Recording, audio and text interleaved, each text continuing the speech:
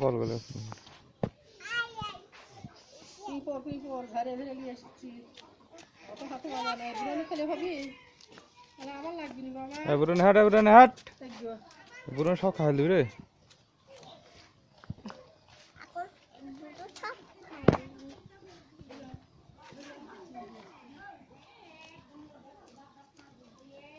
আটক বেলা পড়ুক থাকলে বাড়াইলে হবে গোসল দিছে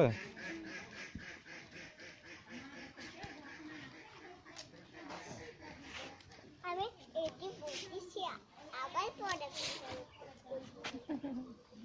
আচ্ছা হ্যাঁ